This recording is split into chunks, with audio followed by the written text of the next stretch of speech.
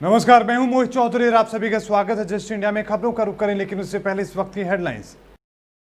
Headlines के प्रायोजक हैं आरोग्य मास्क लगाएं, कोरोना से सुरक्षित रहें। Oscar super speciality hospital and trauma centre, रंश किया showroom in Rohtak and Bahadurgarh. Showroom पर आइए, टेस्ट ड्राइव ले और गाड़ी बुक कराएं। कोरोना के खिलाफ जंग में एक और कदम आगे बढ़ा भारत। रोहतक पीजीआई में ह्यूमन ट्रायल पर फर्स्ट फेज हुआ सफल। प्रधानमंत्री मोदी ने की तारीफ। दुनिया भर में 2,47,000 नए कोरोना के संक्रमित। बीते 24 घंटे में 5,000 से ज्यादा लोगों की मौत। 4 देशों में 50,000 से ज्यादा की मौत।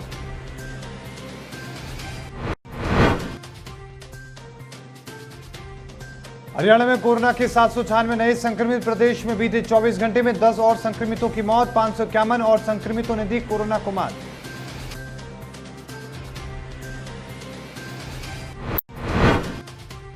और स्वतंत्रता दिवस पर मुख्यमंत्री मनोहर लाल ने प्रदेश को दी करोड़ों की सौगात। 200 और गांवों में मिलेगी 24 घंटे बिजली, तो बनेंगे नए 3,000 से ज्यादा प्ले स्कूल। अब खबरें विस्तार से। देश में कोरोना संक्रमण की रफ्तार थमने का नाम नहीं ले रही है। केंद्र के साथ साथ सभी राज्य सरकारें भी इसे रोकने की तमाम कोशिशें कर रहे हैं, लेकिन फिर भी हर दिन कोरोना के नए केस सामने आते ही जा रहे हैं। यही वजह है कि देश में कोरोना संक्रमितों की कुल संख्या 24 लाख का आंकड़ा भी पार कर चुकी है। वहीं दूसरी ओर कोरोना वैक्सीन पर भी तेजी से काम चल रहा है। वैक्सीन को लेकर रोहतक पीजीआई से एक अच्छी खबर सामने आई है। ताजा जानकारी के मुताबिक पीजीआई रोहतक में कोरोना वैक्सीन के ह्यूमन ट्रायल का पहला फेज खत्म हो चुका है। पीजीआई के डॉक्टर्स का दावा है कि अब तक पहले फेज में ह्यूमन ट्रायल सफल और सुरक्षित रहा है। आपको बता दें कि पीजीआई में डॉक्टर्स की टीम ने 81 लोगों पर कोरोना वैक्सीन का ह्यूमन ट्रायल किया है। बताया जा रहा है कि देश में सबसे ज्यादा लोगों पर कोवैक्सीन का ह्यूमन ट्रायल पीजीआई रोहतक में ही किया गया है। मिली जानकारी के मुताबिक पहले फेज में वैक्सीन की डोज 18 से 55 साल के लोगों को दी गई है। पीजीआई रोहतक में कोरोना वैक्सीन के ह्यूमन ट्रायल का दूसरा फेज सितंबर महीने के पहले सप्ताह में शुरू होगा। दूसरे फेज में लोगों को हिस्सा लेने की अपील की गई है, जिसके बाद अब तक 300 लोगों का फेज 2 के ह्यूमन ट्रायल के लिए पंजीकरण हो चुका है। कुल मिलाकर आप कह सकते हैं कि भारत में भी कोरोना वैक्सीन को लेकर तेजी से काम चल रहा है। डॉक्टरों और वैज्ञानिकों की कोशिशें सफल होती नजर आ रही हैं। अगर सब कुछ सही रहा तो जल्द ही भारत में भी स्वदेशी वैक्सीन देश के लोगों को मिलने वाली है। आपको यह भी बताते चलें कि प्रधानमंत्री नरेंद्र मोदी ने लाल किले से भी कोरोना की वैक्सीन पर भारत की तारीफ की है। किसी के मन में सवाल है, कोरोना की वैक्सीन कब तैयार होगी? ये सवाल हर एक के मन में है, पूरी दुनिया में है। मैं आज देशवासियों को कहना चाहूंगा, देश के हमारे वैज्ञानिकों की प्रतिभा एक ऋषि मुनि की तरह लेबोरेटरी में जी जान से जुटे हुए हैं, अखंड एक निष्ठ तपस्या कर रहे हैं, बड़ी कड़ी मेहनत कर रहे हैं। और भारत में एक नहीं, दो नहीं, तीन वैक्सीन उसके टेस्टिंग के अलग अलग चरण में है। वैज्ञानिकों से जब हरी झंडी मिल जाएगी, बड़े पैमाने पर प्रोडक्शन होगा और उसकी तैयारियां भी पूरी तरह रेडी हैं। और तेजी से प्रोडक्शन के साथ वैक्सीन हर भारतीय तक कम से कम समय में कैसे पहुंचे, उसका खाका भी तैयार। दुनिया भर में कोरोना वायरस के मामले तेजी से बढ़ रहे हैं और ये थमने का नाम नहीं ले रहे हैं। बीते दिन दुनिया भर में 2,47,000 नए मामले आए और 5,140 लोगों की जान चली गई। अब तक कुल 2,15 लाख से ज्यादा संक्रमण के मामले सामने आ चुके हैं, जबकि 7,67,000 से ज्यादा लोगों की जान जा चुकी है। वहीं इस बीमारी से ठीक होने वाले मरीजों का आंकड़ा 1,43 लाख के पार जा चुका है। हालांकि दुनिया भर में अभी भी 65 लाख से ज्यादा लोगों के इलाज चल रहा है। वर्ल्डोमीटर के मुताबिक कोरोना से सबसे ज्यादा प्रभावित देशों की लिस्ट में अमेरिका पहले पायदान पर है। यहां पर अब तक 55,29,000 से ज्यादा लोग संक्रमण के शिकार हो चुके हैं। अमेरिका में पिछले 24 घंटे में 53,000 से ज्यादा नए केस आए हैं, जबकि 1,071 लोगों की मौत हुई है। वहीं ब्राजील में 24 घंटे में 38,000 मामले सामने आए हैं। दुनिया में सबसे ज्यादा कोरोना के मामले भारत में सामने आ रहे हैं और सबसे ज्यादा कोरोना से लोगों की मौत अमेरिका में हो रही है। 4 देशों जैसे कि अमेरिका, ब्राजील, मैक्सिको, भारत में 50,000 से ज्यादा लोगों की अब तक मौत हो चुकी है।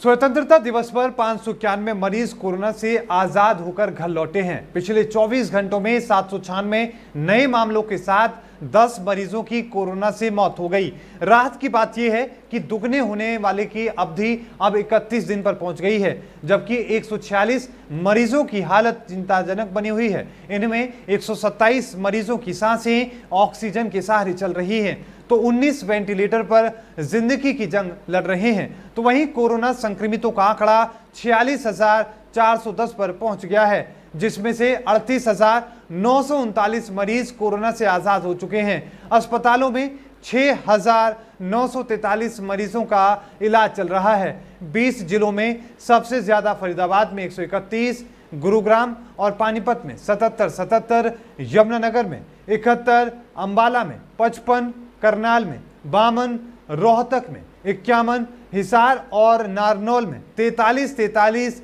पंचकुला में 42, सिरसा में 27, पलवल में 25, सोनीपत में 24, भिवानी में 23, कैथल में 22, झज्जर में 14, जींद में 10, नूंह में 4, फतेहाबाद में 3 और रेवाड़ी में 2 संक्रमित मिले हैं।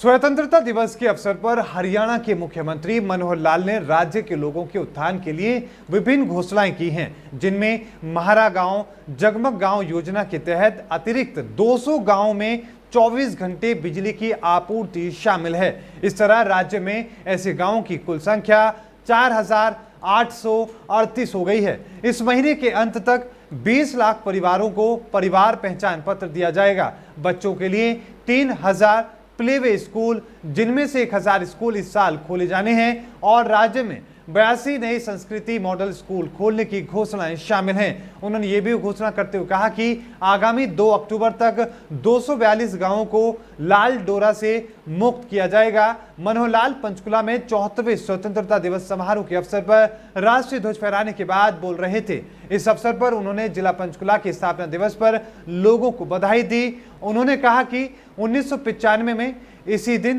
पंचकुला हरियाणा का 17वां जिला बना था। वर्ष मनाते आए हैं। इसी दिन को देखने के लिए भारत मां के कितने ही सपूतों ने अपनी जान की कुर्बानी दी और असंख्य स्वतंत्रता सेनानियों ने विदेशियों के हाथों कष्ट और यातनाएं सही हैं। आइए आज हम उनके ही जैसे देशभक्ति, देश प्रेम, साहस व कर्तव्यनिष्ठा और हर कीमत पर आज़ादी की रक्षा करने का प्रण लें। अब जानते हैं कि गत 18 जून को भी गलवान घाटी में देश की सीमा की रक्षा करते हुए हमारे 20 सैनिक शहीद हो गए थे। आज मैं हरियाणा प्रदेश के किसानों में इन दिनों हाहाकार मचा हुआ है। हरियाणा सरकार के जारी किए गए नए अध्यादेश के खिलाफ किसान लगातार संघर्ष कर रहे हैं। भारतीय किसान यूनियन के बैनर तले किसान कई बार धरना प्रदर्शन कर चुके हैं और सरकार से आग्रह कर चुके हैं कि वो जारी किए गए अध्यादेश को वापस ले। धर्मनगरी कुरुक्षेत्र पीपली अनाज मंडी में भी भारतीय किसान यूनियन की एक महापंचायत हुई है। भारतीय किसान यूनियन के बैनर तले किसानों का बड़ा जमावड़ा लगा है और किसानों ने काले झंडे लेकर कुरुक्षेत्र लघु सचिवालय पहुंचकर अपना रोष व्यक्त किया है, जहां पर भारतीय किसान यूनियन ने अध्यादेश की कॉपियां भी चलाई हैं और अपना ज्ञापन जिला प्रशासन अधिकारी को सौंपकर हरियाणा सरकार से यह आग्रह किया है कि नए अध्यादेश को वापस लिया जाए। किसानों के इस आंदोलन में इस बार आड़ती भी बड़ी संख्या में नजर आए हैं। हजारों की संख्या में भारतीय किसान यूनियन के बैनर तले किसान और आड़ती काफिले के रूप में काले झंडे लेकर लघु सचिवालय पहुंचे और जोरदार प्रदर्शन किया। क्या है अध्यादेश में जिसके खिलाफ आपने प्रदर्शन करा? देखिए, एक अध्यादेश है जिसमें इन्होंने कहा है कि व्यापारी मंडी के बाहर खरीदे। मंडी को तोड़ने का षड्यंत्र है कि बाहर खरीदेगा तो टैक्स नहीं है, अगर मंडी के अंदर खरीदेगा तो 6.5% टैक्स देना पड़ेगा। हम कह रहे हैं अगर आपको टैक्स छोड़ना तो मंडी के अंदर भी टैक्स छोड़ दें। और दूसरा ये कह रहे हैं कि कॉन्ट्रैक्ट फार्मिंग वो भी मंडी तोड़ने का दूसरा तरीका है कि किसान और कंपनी दोनों आपस में सीधा कॉन्ट्रैक्ट कर लें। उन्होंने एक नया कानून लेके आए हैं कि जो एमएसपी का पैसा है वो लिमिट वाली बैंक में जाएगा। उसका कारण क्या है कि पहले उसको जो है उसका कर्जा वो वसूल करेंगे, उसके बाद ही उसकी फसल का पैसा लगेगा। आप अंदाज़ा लगाइए साथियों, अगर आढ़ती को पैसा नहीं मिलेगा, उधर से जिम्मेदार को पैसा नहीं मिलेगा, तो इस इलाके का, इस हरियाणा का क्या होगा। जब जिम्मेदार के हाथ में पैसा नहीं आएगा तो मार काट होगी, उसकी ज़रूरतें पूरी नहीं होगी। हमेशा लोन जो है अपनी सुविधा के अनुसार दिया जाता है, ना कि कोई जोर जबरदस्ती दिया जाता है।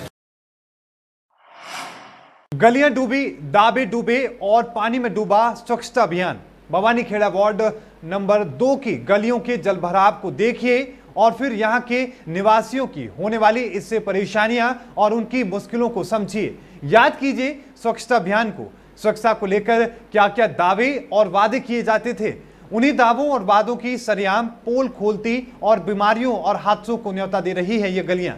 इन तस्वीरों को देखिए, स्वच्छता अभियान का असर इसमें साफ नजर आ रहा है। भवानीखेड़ा के वार्ड नंबर 2 का ये नजारा आज से नहीं बल्कि कई सालों से है। गलियों और घरों के बाहर 1 से 1.5 फीट तक आसपास जलभराव की स्थिति है, जिसके कारण यहां रहने वाले लोगों को उनका घरों से बाहर निकलना भी मुश्किल हो चुका है। आए दिन उन्हें अनेकों परेशानियां और कठिनाइयों का सामना करना पड़ता है। कई सालों से बनी इस समस्या से यहां के निवासियों में आए दिन अनेकों बीमारियों का भी खतरा बना हुआ है। यहां के वार्डवासियों ने जलभराव की समस्या को कोरोना महामारी का नाम भी दिया है।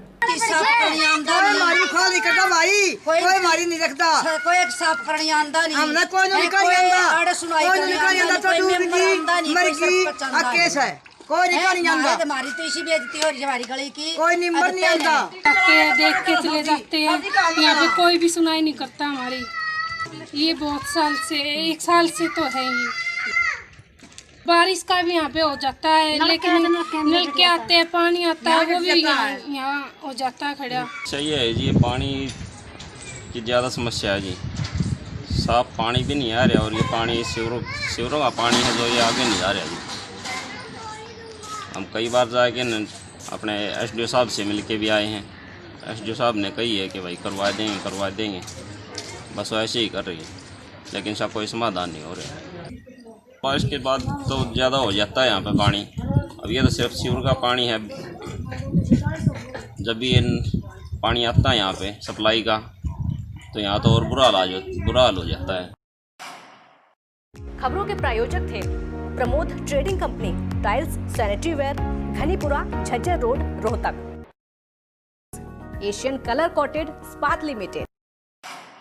Be Fast Fit, India's fastest growing fitness chain, now at Rohtak D Park. Corona महामारी से लड़ने के लिए आरोग्य मास्क लाया है आपके लिए सबसे आधुनिक मास्क। इसके साथ ही आपको मिलेगी आधुनिक PPE किट, वो भी बहुत ही सस्ते रेट पर। contact@arogyamask.com पर जाएं और हमसे संपर्क करें या फिर www.arogyamask.com से जुड़ें। इसके साथ ही आप हमें कॉल कर सकते हैं। हमारा पता है Anand international, plot number 181, sector 25, Panipat, Haryana.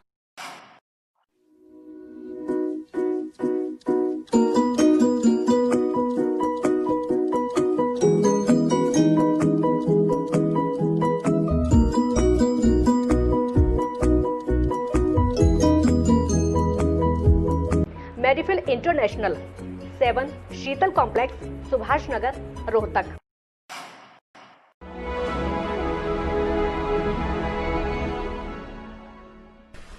चाचा, आपने नया घर बनवाया है तो घर की छत पर कौन सी शीट लगवाई है? बेटा, मैंने अपने घर की छत पर एशियन शीट लगवाई है, क्योंकि वो कभी न मिटने वाले ओरिजिनल निशान की चादरें हैं। साथ में ISI का चिन्ह, 5 साल की वारंटी के साथ साथ पैसों का सही मूल्य देने वाली वही इकलौती शीट्स है। क्योंकि नाम नहीं, पहचान जरूरी है। और इस बुलेटिन में अभी के लिए इतना ही। देखते रहिए जस्ट इंडिया। मुझे दीजिए इजाजत। धन्यवाद।